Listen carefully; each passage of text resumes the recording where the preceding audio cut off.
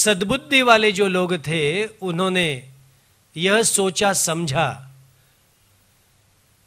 कि हमें ऐसे नहीं करना चाहिए, ये जो गलत चीज़ है इसे हमें नहीं करना है। कोई भी इंसान बुरा नहीं है, कहीं ना कहीं बचपन से उसके दिमाग में शैतानी कीड़ा किसी ने डाल दिया है।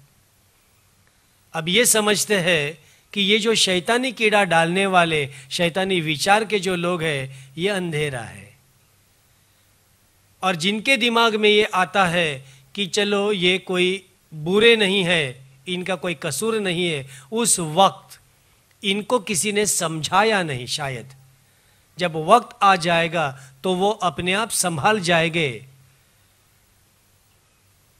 ये सद्बुद्धि के लोग हैं। न्याय करने वाला एक ही होता है, वो है परमात्मा।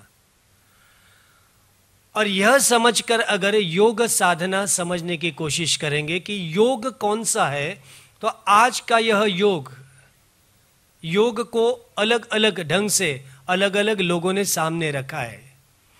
संस्कृत के यूत शब्द से योग का यह प्रयोजन शुरुआत हो गई।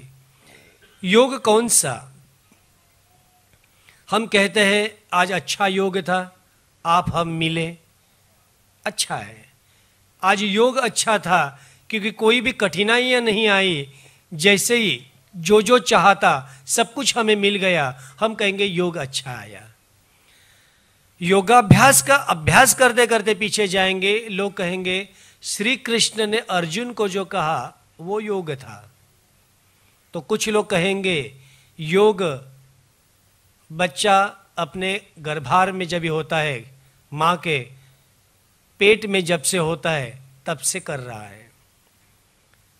सही मायने में अगर योग की व्याख्या पहले समझे और जो इंसान खुद को समझेगा वही परमात्मा तक पहुंच जाएगा।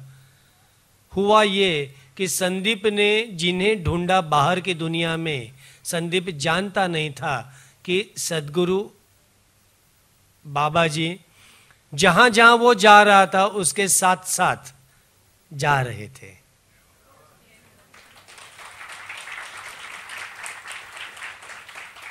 कुछ सालों पहले यही सवाल हमें कुछ लोगों ने कहा था, बड़े दूर से आए थे और पूछा था कि बाबा जी हमें कहाँ मिलेंगे, बाबा जी हमें कहाँ मिलेंगे। और इतना उनका उत्साह था, हमने उनको बोला था बाबा जी कहाँ मिलेंगे, बाबा जी को तो हम आपकी आंखों में देख रहे हैं, आप ही तो है बाबा जी। जिनकी तरफ हम देख रहे हैं उनकी आंखों में अगर दिखाई देते हैं बाबा जी, तो यह प्रेम करुणा सारा रस उनके पास है, तो बाहर क्यों जाए। हम क्या करते हैं, शरीर से किसी को ढूंढने की कोशिश करते हैं और यहीं पर अपना योग चला जाता है। जो योग शास्त्र ने माना है वह शरीर रचना के अनुसार 5 कोश का है।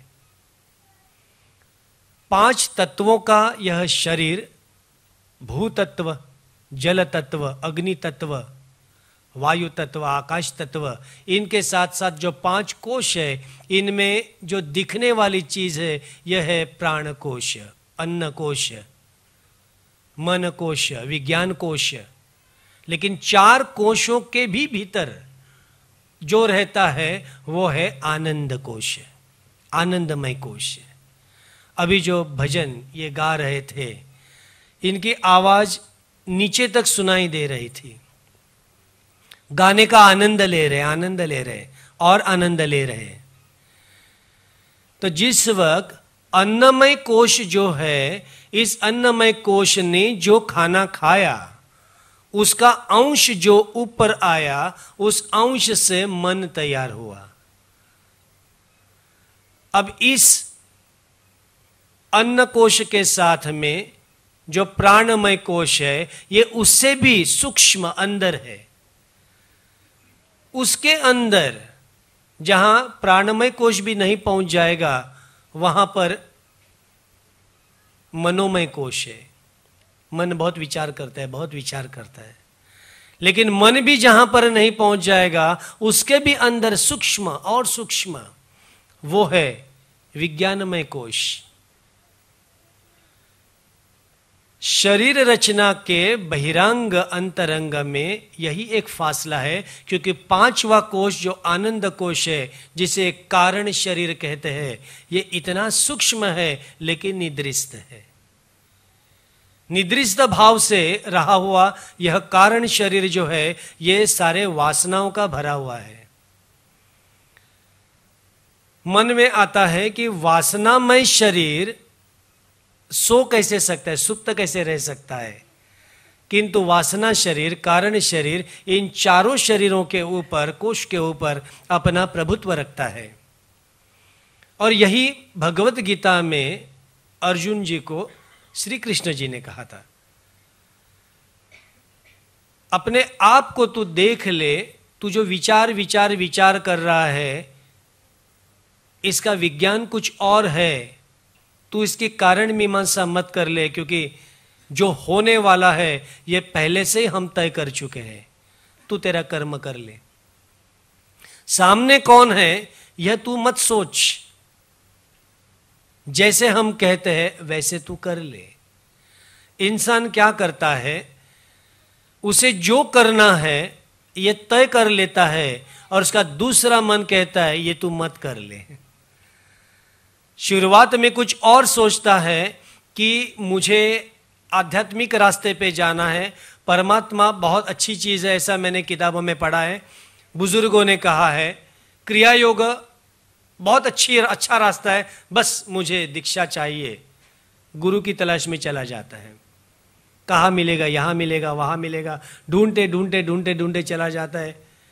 फिर गुरु मिलते हैं, गुरु मिलने के बाद में दीक्षा लेता है, दीक्षा के बाद सब समझता है कि नहीं यही सही, यही सही, यही सही है। सोडा वाटर होता है ना, उसका फोर्स होता है, उसका एकदम ऊपर ऊपर ऊपर ऊपर ऊपर, और उसके बाद में वो आहिस्ता आहिस्ता कुछ दिन जैसे जाते हैं बैठ जाता है, बैठ जाता है, बैठ जाता है और बैठ जाता है।